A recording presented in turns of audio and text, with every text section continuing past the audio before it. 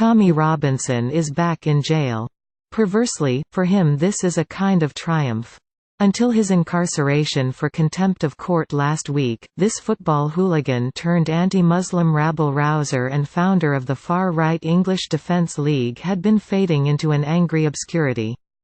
When banned him earlier this year for apparently breaching its hateful conduct policy, he had ranted that the establishment was out to silence him. Yet few took any notice.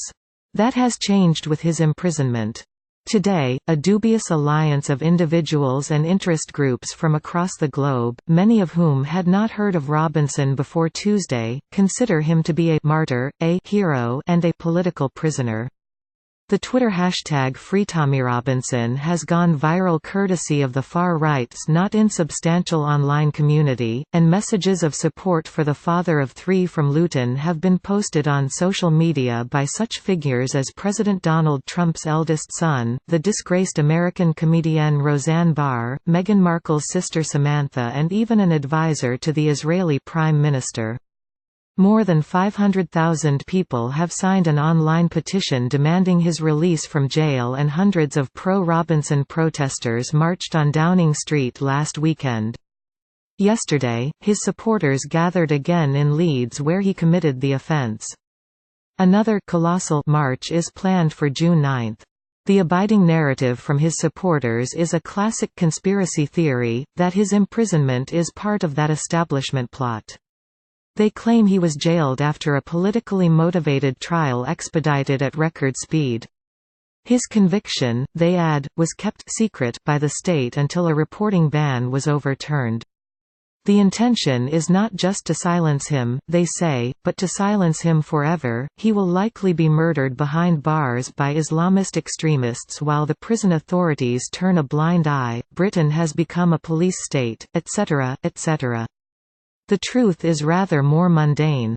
Robinson, 35, already has criminal convictions for assault, drug possession, passport offences and more recently, mortgage fraud. On this occasion it was his transgression of the Contempt of Court Act 1981 which landed him in jail.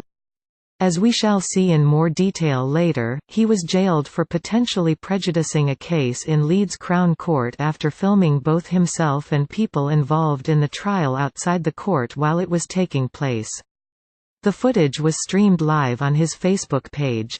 The judge's decision to apply reporting restrictions on his conviction, restrictions which were challenged by media outlets and have now been lifted, led many of his new idolizers to claim that he is being treated as a special case. And this has been enough to turn him into the far-right's hottest cause celeb in years. You have only to look at social media to see that. Much of the support comes from America, where the so-called alt-right, members of the gun lobby and white supremacists, are trying to turn Robinson into their equivalent of Nelson Mandela in his prison cell on Robben Island. Leading the way was Donald Trump Jr., who likened Robinson's jailing to the British government oppressions which led to the American Revolution of 1776. "Don't let America follow in those footsteps," he urged his 2.84 million followers. TV's Roseanne Barr felt the same. "He was just arrested, which is a death sentence, please get involved," she tweeted ludicrously last Saturday. Ms. Barr has, of course, had a rather eventful week herself after she wrote on social media 2 days later that a black former advisor to President Barack Obama looked as if Muslim Brotherhood and AMP, Planet of the Apes had a baby. The ABC network promptly cancelled her top-rated TV sitcom. Barr blamed her comment on her sleeping pills, among other things. Meanwhile, far-right Canadian activist Lauren Southern let rip with a 12-minute rant against Robinson's conviction on her YouTube channel, which has 500,000 followers. "How do you immediately get sentenced to 13 months in prison over a minor arrest if it's not political?" she raged.